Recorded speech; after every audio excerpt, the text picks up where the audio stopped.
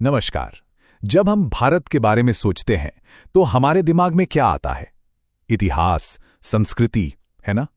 लेकिन एक और चीज है जो भारत की असली पहचान है, इसकी आत्मा है, और वो है यहाँ का विशाल और जीवंत प्राकृतिक परिवेश।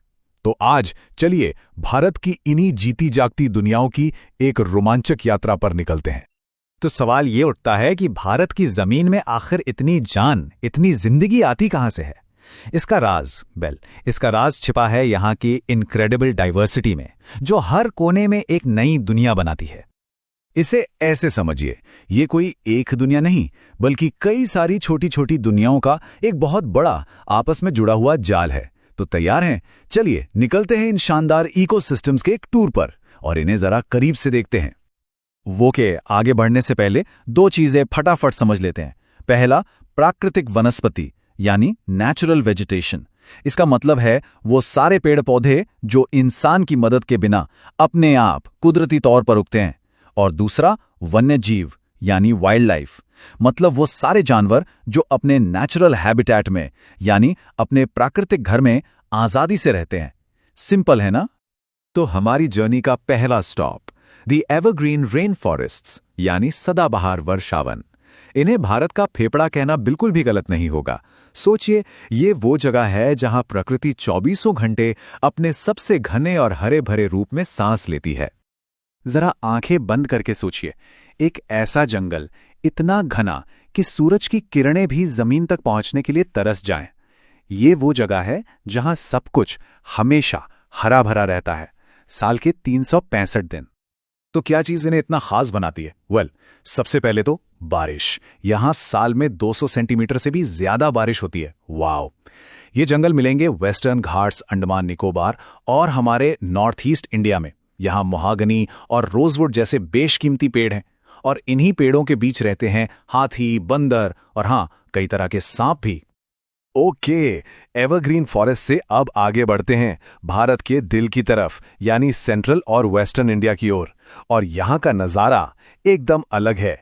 यहाँ हमें देखने को मिलते हैं मॉनसूनी और कटीले जंगल। कभी सोचा है कि भारत में सबसे ज्यादा कौन से जंगल पाए जाते हैं? जवाब है ट्रॉपिकल डेसिडुअस फॉरेस्ट्स, या जिन्हें हम ज्यादातर मॉनसून फॉरेस्ट के नाम से जानते हैं। और इनकी एक बहुत ही स्मार्ट आदत है, जैसे ही सूखा मौसम आता है ये पानी बचाने के लिए अपनी सारी पत्तियां गिरा देते हैं। है ना कमाल का एडेप्टेशन? ये जंगल आपको मिलेंगे जहां मॉडरेट रेनफॉल होती है, जैसे मध्य प्रदेश, झारखंड, उड़ीसा और महाराष्ट्र में। यहां के पेड़ टीक, साल, शीशम, जी हां, वही लकड़ियां जिनसे हमारे घरों का ज्यादातर फर्नीचर बनता है। और ये जंगल घर हैं हमारे नेशनल एनिमल टाइगर का, साथ ही एलिफेंट्स और डियर का भी। तो मॉनसून फॉरेस्ट की हरियाली से अब सीधा चलते हैं एक ऐसी दुनिया में जहां सर्वाइवल ही सब कुछ है। एक ऐसी जगह जहां बारिश न के बराबर है और जिंदगी काफी tough. Welcome to the thorn forests यानी कंटीले वन। ये मिलेंगे राजस्थान, गुजरात, पंजाब जैसे सूखे इलाकों में। यहां पौधों ने जिंदा रहने का एक जीनियस तरीका निकाला है। पानी बचाने के लिए पत्तियों को कांटों में बदल दिया। Think about it. बबूल, कीकर, कैक्टस, ये यहाँ के मेन प्लेयर्स हैं। और इन सबके बीच कैमल, फॉक्स और रैबिट्स जैसे जानवर आराम से रहते हैं। अब हमारी जर्नी पहुंच रही है एक्सट्रीम एनवायरनमेंट्स में। हम चलेंगे भारत की सबसे ऊंची बर्फीली चोटियों पर और फिर उतरेंगे एकदम नीचे नमकीन समुद्री तटों पर। यहां नेचर का एडाप्टेशन अपने बेस्ट फॉर्म में देखने को मिलता है। चलिए हिमालय पर चढ़ाई करते हैं। यहां एक जादू होता है। जैसे जैसे हम ऊपर जाते हैं जंगल का पूरा कैरेक्टर ही बदल जाता है। ये ऐसा है जैसे जिंदगी की अलग अलग लेयर्स बनी हो, नीचे ट्रॉपिकल से लेकर ऊपर बर्फीली एल्पाइन चोटियों तक। तो ये होता कैसे है? देखिए, सबसे नीचे यानी लोअर स्लोप्स पर हमें साल और बैम्बू जैसे पेड़ मिलते हैं। अब थोड़ा और ऊपर चढ़िए, मिडिल स्लोप्स पर आपको पाइन और देवदार जैसे नुकीली पत्तियों वाले पेड़ दिखेंगे। और जब हम बिल्कुल टॉप पर पहुंच जाते हैं, जहां हवा भी कम होती है, वहां सिर्फ मॉसेस और लाइकन्स जैसे सबसे टफ पौधे ही सर्वाइव कर पाते हैं। ओके, पहाड़ों की ऊंचाई से अब सीधा उतरते हैं समुद्र के किनारे। यहां एक और ही अजूबा हमारा इंतजार कर रहा है, मैंग्रोव फॉरेस्ट्स। ये जंगल खारे पानी में उगते हैं और इनकी जड़ें वो कीचड़ से बाहर निकलकर हवा में सांस लेती हैं। Isn't that amazing? और भारत में मैंग्रोव्स का जिक्र हो तो सुंदरबंस का नाम सबसे पहले आता है। गंगा ब्रह्मपुत्र नदियों का बनाया हुआ ये डेल्टा कमाल का है। इसका नाम पड़ा है यहाँ के सुंदरी पेड़ों से।